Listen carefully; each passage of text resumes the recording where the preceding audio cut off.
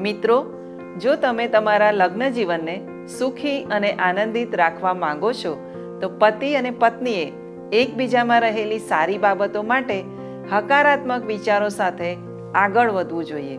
જ્યારે પતિ અને પત્ની ઈશ્વરને આધીન થાય છે ત્યારે તેઓ લગ્નના પવિત્ર સંબંધના સાચા સાક્ષીઓ બની શકે છે.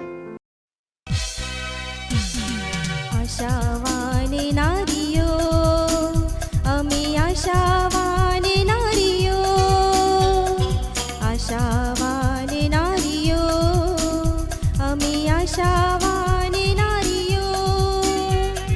વચન અમારું જીવન, પ્રાર્થના મારી ધડકન, કરવી છે સ્તુતિ હરદમ. આશાવાન નારીઓ, આશાવાન નારીઓ. કેમ છો દર્શક મિત્રો? આશાવાન સ્ત્રીઓ કાર્યક્રમના એક નવા એપિસોડમાં આપ સર્વનું હાર્દિક સ્વાગત છે. આ કાર્યક્રમ વિશ્વાસુ, પ્રગતિશીલ અને આશા પ્રેરિત સ્ત્રીઓને સમર્પિત છે. છેલ્લા 2 સપ્તાહથી આ કાર્યક્રમમાં આપણે પતિ પત્નીના સંબંધો વિશે વાર્તાલાપ કરી રહ્યા છીએ. આજે પણ આ જ વિષયમાં આગળ વધતા આપણે શીખીશું કે લગ્ન સંબંધમાં ઈશ્વર પરાયણ પત્નીનો ફાળો કેટલો અગત્યનો છે. નમસ્કાર મિત્રો, આજના પ્રસારણમાં આપણે શીખીશું કે ઈશ્વર કેન્દ્રિત લગ્ન સંબંધ વિશે પવિત્ર બાઇબલ શું શીખવે છે. જ્યારે સ્ત્રી અને પુરુષ લગ્ન સંબંધથી જોડાય છે ત્યારે તેઓ કદી એવું વિચારતા નથી કે હું કેવી રીતે મારા લગ્ન જીવનને અથવા જીવનસાથીને નુકસાન પહોંચાડી શકું, પણ તેઓ બહુ મોટા સ્વપ્નો અને આશા સાથે આ સંબંધમાં આગળ વધે છે. દરેક વ્યક્તિ પોતાના લગ્નના દિવસને માટે બહુ આનંદિત અથવા ઉત્તેજિત હોય છે. હા મિત્રો, લગ્ન એ તો ખુશીનો પ્રસંગ છે, પણ તે સાથે કેટલાક લોકો તેને જટિલ પણ બનાવી દે છે. તેને લીધે હાલમાં છૂટાછેડાના પ્રમાણમાં વધારો થઈ રહ્યો છે અને પતિ પત્નીના સંબંધોમાં પણ પ્રશ્નો ઊભા થઈ રહ્યા છે. કેટલાક દંપતી તેમના લગ્ન જીવનમાં પરિપક્વ બનતા પહેલાં જ એકબીજાથી અલગ થઈ જાય છે અને ઈશ્વરે સ્થાપેલ આ અનોખા સંબંધનો આનંદ માણી શકતા નથી. આ બહુ દુઃખની વાત છે. ખરેખર આ સાંભળીને બહુ દુઃખ થાય છે. જો તમે ટ્રેનમાં મુસાફરી કરી હોય તો જ્યારે ટ્રેન બોગદામાંથી પસાર થાય છે ત્યારે કોઈ પોતાની ટિકિટો ફેંકી દઈને કૂદકો મારીને બહાર નીકળી જતું નથી. બધા મુસાફરો શાંતિથી બેસી રહે છે કારણ કે તેઓ જાણે છે કે થોડી વારમાં જ આ ટ્રેન બોગદામાંથી બહાર નીકળી જશે. પણ લગ્ન સંબંધમાં કોઈ શાંતિ રાખવા કે રાહ જોવા તૈયાર નથી. ઈશ્વરની આ યોજનામાં આનંદનો અનુભવ કર્યા પહેલાં જ પતિ અને પત્ની અલગ થઈ જાય છે. વાલા મિત્રો, જો તમે ઈશ્વર પર ભરોસો રાખો છો તો તમારે યાદ રાખવું જોઈએ કે ઈશ્વર તમારા જીવનમાં કાર્ય કરે છે. આપણને તે સમજ પડે કે ના પડે, આપણે બોજથી દબાઈ ગયેલા હોય કે માનસિક તણાવમાં હોય અથવા આપણે આશા ગુમાવી દીધી હોય તો પણ આપણે ઈશ્વરના સામર્થ્યમાં હંમેશા વિશ્રામ લઈ શકીએ છીએ. જીવનમાં આપણે જે મુશ્કેલીઓ અથવા કસોટીઓમાંથી પસાર થઈએ છીએ તે તો ઈશ્વરની સાથે જોડાયેલા રહેવાની એક તક છે. જ્યારે આપણે ઈશ્વર પર ભરોસો રાખીએ છીએ ત્યારે આપણે ઈશ્વરની દયા, કૃપા અને મુક્તિને માટે માર્ગ ખુલ્લો કરીએ છીએ. સાચી વાત છે. જે દંપતી ઈશ્વરની બીકમાં જીવે છે તેઓને માટે લગ્ન સંબંધ એ તો વિશ્વાસની કસોટી કરવાનો માર્ગ છે.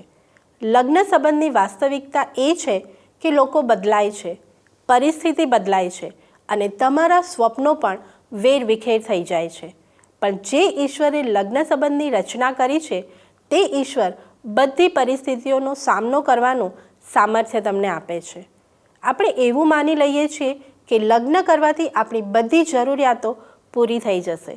તેને પરિણામે કેટલાક લોકો એવું પણ સમજી લે છે કે લગ્ન કરી લેવાથી તેમની બધી સમસ્યાઓ હલ થઈ જશે, પણ હકીકત જુદી છે. પ્રિય મિત્રો, પવિત્ર બાઇબલ શીખવે છે કે લગ્ન માટે ઈશ્વરની અપેક્ષા આપણા કરતાં જુદી છે. ઈશ્વરે પોતે કહ્યું કે માણસ એકલો રહે તે સારું નથી, તેથી ઈશ્વરે આદમને માટે હવાનું સર્જન કર્યું, પણ તે માટે ઈશ્વરે તેઓની પાસે ચોક્કસ પ્રકારની અપેક્ષાઓ રાખી હતી. લગ્ન સંબંધ દ્વારા આપણે બીજાઓની જરૂરિયાતો પૂરી કરવા સમર્થ બનવું જોઈએ. લગ્ન સંબંધમાં ફક્ત આનંદ જ નહીં પણ જવાબદારીઓ પણ સમાયેલી છે. પ્રેરિત પાઉલ પણ શીખવે છે કે પતિ અને પત્નીએ એકબીજાને ખુશ રાખવા માટે એકબીજાની સાથે વધારે સમય પસાર કરવો જોઈએ. લગ્ન સંબંધમાં જવાબદારીઓ સમાયેલી છે જે ઈશ્વરની સેવા કરવાની આપણી સ્વતંત્રતાને મર્યાદિત કરે છે. ઈશ્વર જાણે છે કે જ્યારે આપણે લગ્ન કરીએ છીએ ત્યારે આપણા જીવનસાથીની જરૂરિયાતોનું ધ્યાન રાખવા દ્વારા આપણે જાણે કે ઈશ્વરની સેવા કરીએ છીએ. મિત્રો, ઈશ્વર ઈચ્છે છે કે લગ્ન જીવનમાં પ્રવેશ કરવા દ્વારા આપણે પોતાને વધારે સારી વ્યક્તિ બનાવવાનો પ્રયત્ન કરીએ. પવિત્ર શાસ્ત્ર આપણને એવી ખાતરી નથી આપતું કે તમારા જીવનસાથી તમને પ્રેમ કરશે, આદર આપશે અથવા તમારી ભૌતિક કે નાણાકીય બધી જરૂરિયાતો પૂરી પાડીને તમને સંતોષ આપશે. બાઇબલ એવી પણ ખાતરી નથી આપતું કે તમે જેવી પ્રાર્થના કરી હશે એવા જ જીવનસાથી ઈશ્વર તમને આપશે. પણ બાઇબલ શીખવે છે કે તમારા જીવનસાથીમાં રહેલી શ્રેષ્ઠ બાબતો બહાર લાવવા જો તમે પ્રયત્ન કરશો તો ઈશ્વર તમને ચોક્કસ મદદ કરશે. મારી વાલી બહેનો, લગ્ન સંબંધમાં આત્મિક જીવનમાં વૃદ્ધિ પામવું પણ અગત્યનું છે. સુખમાં ને દુઃખમાં, શ્રીમંતાઈમાં ને ગરીબાઈમાં, માંદગીમાં ને તંદુરસ્તીમાં સાથે રહેવું એનો અર્થ કે પોતાની ઈચ્છાને બાજુ પર મૂકીને પતિ કે પત્નીની ઈચ્છાને અગ્રિમતા આપવી. લગ્ન સંબંધ તો સમર્પણ, જોખમ ઉઠાવવાની તૈયારી અને નિસ્વાર્થ રોકાણ માગી લે છે. ઈશ્વરની અપેક્ષા મુજબ લગ્ન જીવનમાં એકતા, પ્રેમ, વફાદારી અને આશીર્વાદ પ્રાપ્ત કરવા માટે પતિ અને પત્ની બંનેએ શીખવું જોઈએ કે પોતાના અધિકારો પ્રત્યે ક્યારે અને કેવી રીતે સમતોલન રાખવું જોઈએ. જ્યારે તમે પોતાની ઈચ્છાઓ કરતાં બીજાની જરૂરિયાતો પ્રત્યે વધારે ધ્યાન આપો છો ત્યારે તમે તે સંબંધનો આનંદ માણી શકો છો. આ બહુ જ સાચી વાત છે. પતિ અને પત્ની જો આ રીતે એકબીજાને પ્રેમ કરે તો ઈશ્વરના કાર્યના દર્શન તેમના જીવનમાં લોકો કરી શકે છે. જ્યારે પતિ પત્ની ઈશ્વરને આધીન થાય છે ત્યારે તેઓ ઈશ્વરે સ્થાપિત કરેલા લગ્ન સંબંધના જીવંત સાક્ષીઓ બની શકે છે. તમારો પ્રેમ, વિશ્વાસુપણું, પ્રામાણિકતા, નૈતિક હિંમત, નમ્રતા, ધીરજ અને સાચી સમજણ તમારા કુટુંબના લોકો, બાળકો અને મિત્રો પણ નિહાળી શકે છે. તમારા ઘરમાં બીક અને અધિકારને બદલે મિત્રતા અને કાળજી લેવાનું વાતાવરણ ઊભું થાય છે. પણ તે માટે તમારા જીવનસાથીના ગુના કે ભૂલોને ધ્યાનમાં લેવાને બદલે તમારા પોતાના હેતુઓ અને કાર્યો તરફ ધ્યાન આપવું જરૂરી છે. વહાલી બહેનો, બાઇબલ સ્પષ્ટ રીતે શીખવે છે કે જ્યારે પુરુષ અને સ્ત્રી લગ્ન સંબંધમાં જોડાય છે ત્યારે તેઓ એક થાય છે. તેઓની આ એકતા જાળવી રાખવાની મુખ્ય બાબત એકબીજા પ્રત્યેનું સમર્પણ અને પ્રેમ છે. પતિ અથવા પત્ની તરીકે આપણા જીવનસાથીમાં રહેલી શ્રેષ્ઠ બાબતો બહાર લાવવા માટે આપણે એકબીજા પ્રત્યે હકારાત્મક દૃષ્ટિકોણ રાખવો જોઈએ. પ્રથમ પોતાની ભૂલો સુધારીને પછી બીજાની ભૂલો સુધારવામાં મદદરૂપ બનવું જોઈએ. એકદમ સાચી વાત છે આ. ઈશ્વરનું વચન આપણને પતિ પત્ની તરીકે એકબીજાને હેરાન કરવાની કે એકબીજાની ટીકા કરવાની અથવા એકબીજાને નુકસાન પહોંચાડવાની પરવાનગી આપતું નથી, પણ પ્રેમથી એકબીજાનું ભલું કરીને એકબીજાને મદદરૂપ બનવાની જવાબદારી નિભાવવાનું શીખવે છે. નીતિવચનો 21 અને 9માં બાઇબલ જણાવે છે, કજિયાખોર સ્ત્રીની સાથે વિશાળ ઘરમાં રહેવા કરતાં અગાસીના એક ખૂણામાં રહેવું તે સારું છે. પ્રિય મિત્રો, ઈશ્વર લગ્ન સંબંધને ઈસુ ખ્રિસ્ત અને મંડળીના સંબંધ સાથે સરખાવે છે. ઈશ્વર ઈચ્છે છે કે પતિ અને પત્ની તેમની દ્રષ્ટિ ઈસુ ખ્રિસ્ત તરફ રાખીને તેમના આ પ્રેમ સંબંધને વિકસાવે. આ સંબંધી પ્રેરિત પાઉલ એફેસી 5:30-32 લખે છે, કેમ કે આપણે તેના શરીરના અવયવો છીએ. એ માટે પુરુષ પોતાના મા બાપને મૂકીને પોતાની સ્ત્રીની સાથે જોડાઈ રહેશે અને તેઓ બંને એક દેહ થશે. આ મોટો મર્મ છે, પણ હું ખ્રિસ્ત તથા મંડળી સંબંધી કહું છું. અહીં ઈશ્વર ઈચ્છે છે કે આપણે પતિ અથવા પત્ની પર ઈશ્વરના જેવો પ્રેમ કરીએ અને આપણા લગ્ન સંબંધને પુનઃસ્થાપિત કરીએ. વહાલા મિત્રો, ઈશ્વરે લગ્ન સંબંધની રચના એવી રીતે કરી છે કે તે દ્વારા આપણે ઈશ્વરની મંડળી પ્રત્યેના પ્રેમને પ્રગટ કરીએ. જો તમે એફએસી 5:25-33 વચનો વાંચશો તો ઈસુ ખ્રિસ્ત એક વરરાજા છે જે પોતાની કન્યા એટલે મંડળીને લેવાને આવનાર છે. બીજા શબ્દોમાં કહું તો લગ્ન સંબંધ એ તો ઈસુ ખ્રિસ્ત અને તેમના અનુયાયીઓ વચ્ચેના સંબંધનું પ્રતીક છે. શું તમારા લગ્ન જીવન દ્વારા તે પ્રગટ થાય છે? આ પ્રશ્ન પર બહુ ગંભીરતાથી વિચાર કરજો.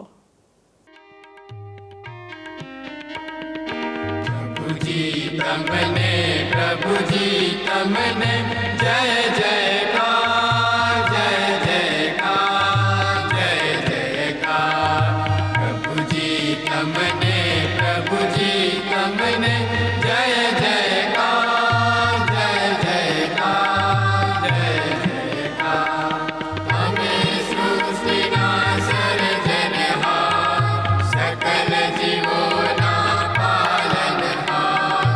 અમે સૃષ્ટિના સર્જનહાર, સકલ જીવોના પાલનહાર. જય જયકાર, જય જયકાર, જય જયકાર, જય જયકાર, જય જયકાર, જય જયકાર.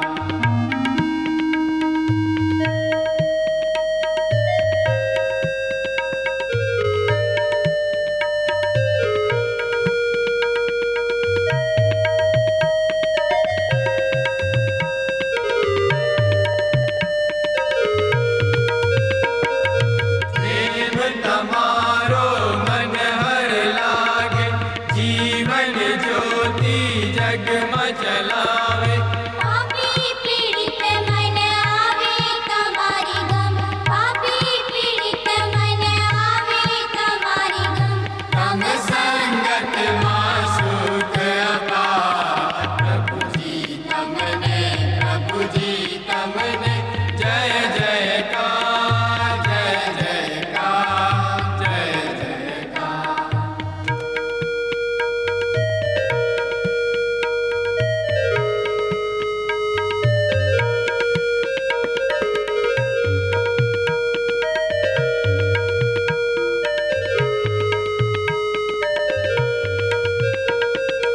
અંબઈસુનો સૌને બોલાવે, સ્વર્ગ નગરની વાટ બતાવે.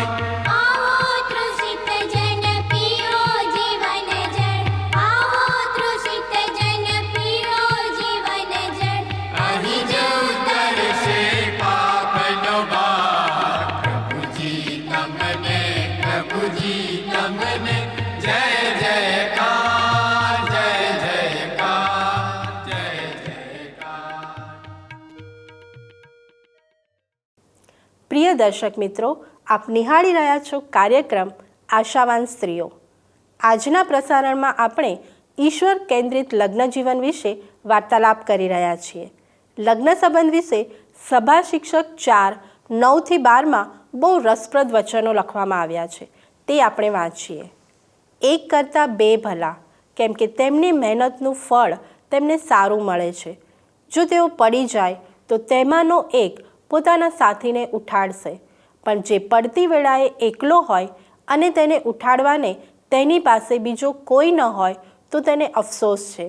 વળી જો બે સાથે સૂએ તો તેમને હૂંફ વળે છે, પણ એકલાને કેવી રીતે હૂંફ વળે?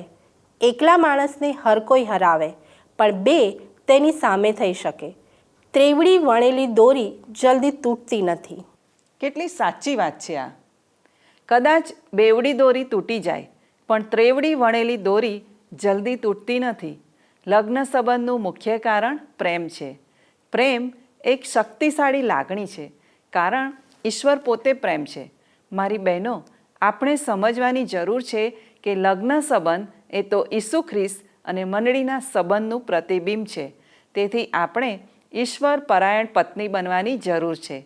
ઈશ્વરે લગ્ન સંબંધમાં ખાસ પ્રકારની નિકટતાની રચના કરી છે. નિકટતા એક પ્રકારની દોરી છે જે પતિ પત્ની બંનેના આત્માને એક કરે છે અને તેમના સંબંધોને મજબૂત કરે છે.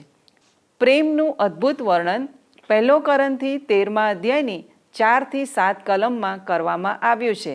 ત્યાં લખ્યું છે, પ્રીતિ સહનશીલ તથા પરોપકારી છે. પ્રીતિ અદેખાઈ કરતી નથી. પ્રીતિ આપવડાઈ કરતી નથી, ફૂલાઈ જતી નથી, અયોગ્ય રીતે વર્તતી નથી, પોતાનું જ હિત જોતી નથી, ખીજવાતી નથી, અપકારને લેખવતી નથી, અન્યાયમાં હરખાતી નથી, પણ સત્યમાં હરખાય છે, સઘળું ખમે છે, સઘળું ખરું માને છે, સઘળાની આશા રાખે છે, સઘળું સહન કરે છે.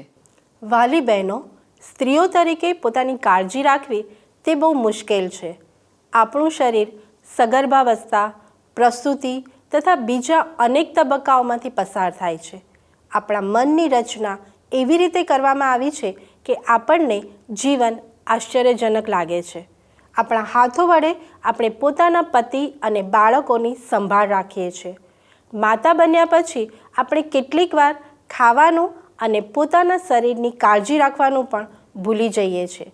પણ જો તમે સતત પોતાની અવગણના કર્યા જ કરો છો તો તે તમારે માટે નુકસાનકારક છે. મારી બહેનો, એક આશાવાન સ્ત્રી તરીકે યાદ રાખો કે માતા હોવાની સાથે તમે એક સ્ત્રી પણ છો. ઈશ્વર તમારા માટે શ્રેષ્ઠ બાબતોની આશા રાખે છે. એટલા જ માટે 1 કોરિન્થી 6:19 અને 20માં બાઇબલ આપણને યાદ કરાવે છે કે તમારામાં જે પવિત્ર આત્મા છે, જે તમને દેવ પાસેથી મળેલો છે, તેનું મંદિર તમારું શરીર છે. એ તમે નથી જાણતા?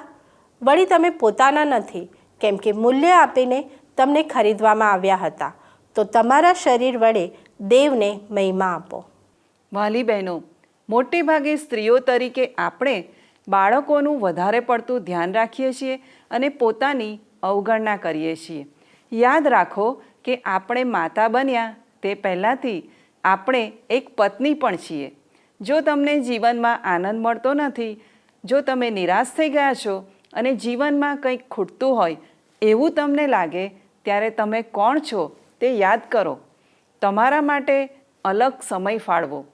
પત્ની તરીકે જો તમે ખુશ રહો છો તો તમે તમારા પરિવારને પણ ખુશ રાખી શકો છો. મારી બહેનો, આજે વિશ્વભરની સ્ત્રીઓ માટે એક સામાન્ય સમસ્યા એ છે કે તેઓ પોતાની જરૂરિયાત પોતાના પતિને જણાવતી નથી. તમારા પતિ તમારા મનને અને તમારા વિચારોને જાણી શકતા નથી. જ્યારે તમે યોગ્ય સમયની રાહ જોઈને ચતુરાઈથી અને સરસ શબ્દોમાં તમારી વાતને રજૂ કરો છો અને સારા પ્રતિભાવની આશા રાખો છો, ત્યારે તમારો વાર્તાલાપ કુદરતી અને સ્વયંસ્ફુરિત બનવાને બદલે ગણતરીવાળો બની જાય છે. એકદમ સાચી વાત છે. પતિ પત્ની વચ્ચે સાચો વાર્તાલાપ ત્યારે જ શક્ય બને છે જ્યારે બંને વ્યક્તિ ગંભીરતાપૂર્વક અને આદર સાથે એકબીજાની વાતને સાંભળે. આપણે એવું વાતાવરણ ઊભું કરવાનો પ્રયત્ન કરવો જોઈએ જેથી એકબીજાનું માન જળવાઈ રહે. જો આપણે એકબીજાની સાથે ખુલ્લા રહીશું અને પ્રતિક્રિયા આપવામાં ધીમા રહીશું તો એકબીજા પ્રત્યેનો ભરોસો અને વાર્તાલાપ ધીમે ધીમે વધારે સારો થતો જશે. તેથી તમારા જીવનસાથી માટે સમય ફાળવો અને તે સમયને ગુણવત્તાયુક્ત સમય બનાવવાનો પ્રયત્ન કરો. ગલાતી 6 અને 2માં ઈશ્વરનું વચન આપણને ચેતવણી આપતા કહે છે, તમે એકબીજાના ભાર ઉંચકો અને એમ ખ્રિસ્તનો નિયમ સંપૂર્ણ રીતે પાળો. વહાલા મિત્રો, લગ્ન સંબંધમાં પોતાના પર ભરોસો અને સલામતીની ખાતરી પણ એટલી જ જરૂરી છે. મોટે ભાગે આપણે પોતાની સાથે ખરાબ વ્યવહાર કરીએ છીએ અથવા બીજાની સાથે પોતાની સરખામણી કરીએ છીએ. આપણે પોતાના સ્વમૂલ્યને દુનિયાવી ધોરણોની સાથે સરખાવીએ છીએ. દાખલા તરીકે, ઈશ્વરના વચન અનુસાર ભલાઈ અને વિશ્વાસુપણું એ સારી લાગણીઓ છે, પણ દુનિયાવી રીત પ્રમાણે તેને ઓછું મહત્ત્વ આપવામાં આવે છે. દુનિયાવી દ્રષ્ટિએ જીતવું વધારે અગત્યનું છે, ભાગ લેવો અગત્યનું નથી. પ્રખ્યાત થવું અગત્યનું છે, માન આપવાનું નહીં. પ્રતિષ્ઠા અગત્યની છે, સેવા નહીં. પણ આપણે દરેકે યાદ રાખવું જોઈએ કે આપણે ઈશ્વરના બાળકો છીએ. દરેકની પાસે અલગ અલગ આવડતો, શક્તિઓ અને તાલંતો છે. મિત્રો, આપણી યોગ્યતા એક વારસો છે. અન્ય લોકો આપણને ઈશ્વરે આપેલ કૃપાદાનો ઓળખવામાં મદદ કરી શકે છે, પણ તેઓ આપણું સ્વમાન આપણને આપી શકતા નથી. આપણું સ્વમાન આપણે પોતે ઊભું કરવાનું છે. આપણામાં રહેલી સારી બાબતોને ઓળખતા અને આપણી નબળાઈઓ પર વિજય પામતા આપણે શીખવાનું છે. માથી 5:48 બાઇબલ જણાવે છે, એ માટે જેવો તમારો આકાશમાંનો બાપ સંપૂર્ણ છે તેવા તમે સંપૂર્ણ થશો. પણ સંપૂર્ણતા પ્રાપ્ત કરવી મુશ્કેલ છે. તેની પાછળ આખું જીવન પૂરું થઈ જાય તો પણ તે શક્ય બનતું નથી.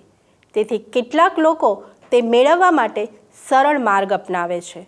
કેટલાક લોકો જેમાં હોશિયાર હોય એવા ક્ષેત્રોમાં સંપૂર્ણ બનવાનો પ્રયત્ન કરે છે. કેટલાક લોકો કારકિર્દી, માનસિક વિકાસ અને ભૌતિક બાબતો પાછળ દોડ્યા કરે છે, જ્યારે કેટલાક લોકો મુશ્કેલીઓ વેઠીને પણ દયાજનક રીતે તે રસ્તા પર ચાલતા રહે છે. પ્રિય દર્શકો, લગ્ન જીવનમાં પણ પતિ પત્ની ધીરજ ગુમાવી દે છે. આપણને બિનશરતી પ્રેમ કરનાર સ્વર્ગીય ઈશ્વર પિતાના નમૂનાને ધ્યાનમાં રાખીને આપણે એકબીજાને પ્રેમ કરવાનો છે. એકબીજાની નબળાઈઓ અને ભૂલોને જાણતા હોવા છતાં આપણે પ્રેમ કરવાનો છે. જેમ ઈશ્વર આપણને દરેક સમયે પ્રેમ કરે છે તેમજ જેમ ઈશ્વર જુએ છે તેમ તમે તમારા જીવનસાથીને જુઓ. આમ કરવાથી પતિ પત્ની તરીકે તમારો એકબીજા પ્રત્યેનો પ્રેમ અને ધીરજ વધતા જશે. શું હવેથી તમે આ પ્રમાણે કરવા તૈયાર છો? આવો પ્રાર્થના કરીએ અને ઈશ્વરની સહાય માંગીએ. સર્વસમર્થ ઈશ્વર પિતા, તમે લગ્નના પવિત્ર સંબંધની સ્થાપના કરી છે તે માટે તમારો આભાર માનીએ છીએ. તમે અમને પણ લગ્નનો આશીર્વાદ આપ્યો અને યોગ્ય જીવનસાથી પૂરા પાડ્યા તે માટે તમારો આભાર. તમારી જેમ અમે પણ અમારા જીવનસાથીને બિનશરતી પ્રેમ કરી શકીએ માટે અમને મદદ કરો. પતિ અને પત્ની તરીકે ધીરજ રાખવા અને એકબીજાને વિશ્વાસુ અને વફાદાર રહેવા અમને તમે સહાય કરો. ઈસુના નામમાં માગું છું. આમેન. యేసు సామర్థ్య તારું મન નવું કરનારું. యేసు સામర్థ્ય તારું મન નવું કરનારું. મારું મન બદલાવે ને નવું કરાવે. મારું મન બદલાવે ને નવું કરાવે. ભાલા પાપથી ફરવા તારી ઈચ્છા કરવા. ભાલા પાપથી ફરવા તારી ઈચ્છા કરવા. નવો ભાવ કરાવે, નમ્રતા ઉપજાવે. નવો ભાવ કરાવે, નમ્રતા ઉપજાવે. యేసు સામર્થ્ય તારું મન નવું કરનારું. యేసు સામર્થ્ય તારું મન નવું કરનારું.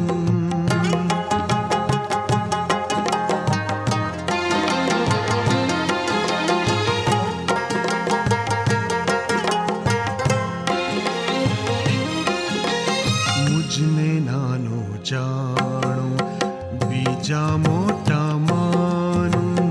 મુજને નાનો જાણો, બીજા મોટા માનું. પોતે થોડું માંગું, બીજાઓને આપું. પોતે થોડું માંગું, બીજાઓને આપું. ગર્વ મનથી કાઢી પોતાપણું પાડી. ગર્વ મનથી કાઢી પોતાપણું પાડી.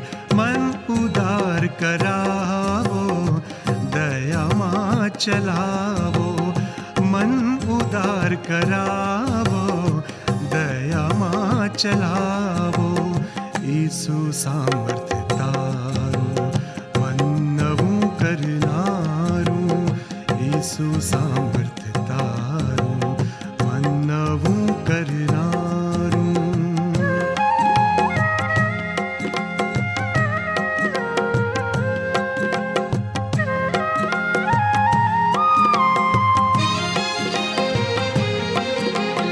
તારા માર્ગો ઝાલું, તારે પગલે ચાલું, તારા માર્ગો ઝાલું, તારે પગલે ચાલું. માટે શક્તિ આપો, સતને માર્ગે સ્થાપો. માટે શક્તિ આપો, સતને માર્ગે સ્થાપો.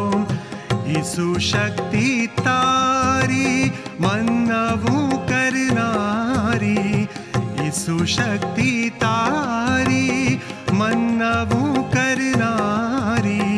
મારું મન બદલાવે ને નવું કરાવે, મારું મન બદલાવે ને નવું કરાવે.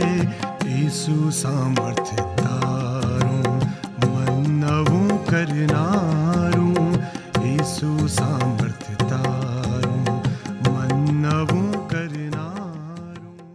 વાલા દર્શક મિત્રો, આશાવાન સ્ત્રીઓ કાર્યક્રમમાં આજે આપણે પતિ પત્નીના સંબંધોને મજબૂત બનાવવા વિશે શીખી રહ્યા છીએ. ઈશ્વર આપણને પ્રેમ કરે છે અને આપણે ઈશ્વરના સંતાનો છીએ. ઈશ્વર ઈચ્છે છે કે આપણે જીવન પર્યંત પ્રેમાળ ઈશ્વરની દયા ઉપર આધારિત રહીને એકબીજાના પ્રેમમાં વૃદ્ધિ પામતા રહીએ. કદાચ તમને એમ થાય કે લગ્નના 10 કે 20 વર્ષ પછી પણ મારા પતિ કે પત્નીમાં કોઈ બદલાવ શક્ય નથી. પણ યાદ રાખો, ઈશ્વરના માટે કંઈ પણ અશક્ય નથી. ઈશ્વરે પતિ અને પત્નીના માટે એક ચોક્કસ યોજના તૈયાર કરી છે. જ્યારે તમે તે પ્રમાણે જીવન જીવો છો ત્યારે તમારું લગ્ન જીવન સુમધુર બને છે. સાચી વાત છે. લગ્ન જીવનમાં પડકારો અને મુશ્કેલીઓ તો આવે છે, પણ જ્યારે પતિ પત્ની બંને પોતાની જવાબદારી સમજીને ઈશ્વરની સહાયથી તેનો સામનો કરે છે ત્યારે તેમનું લગ્ન જીવન આનંદિત બને છે. શું તમે તમારા પતિ અથવા પત્નીની સાથે ગુસ્સાથી કે કડવાશથી વ્યવહાર કરો છો કે પછી ધીરજથી, પ્રેમથી અને નમ્રતાથી વ્યવહાર કરો છો? અમારી એ જ પ્રાર્થના છે કે ઈશ્વર આપ સર્વના લગ્ન સંબંધને મજબૂત કરે અને દરેક પરિસ્થિતિમાં તમે ઈશ્વર પર આધાર રાખીને વિજય પ્રાપ્ત કરો.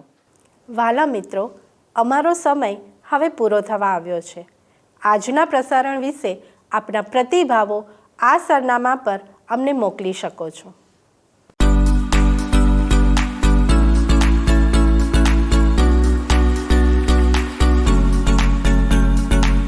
ફોનથી સંપર્ક કરવા માટે અમારો ફોન નંબર છે 94 29 37 55 12 9429375512.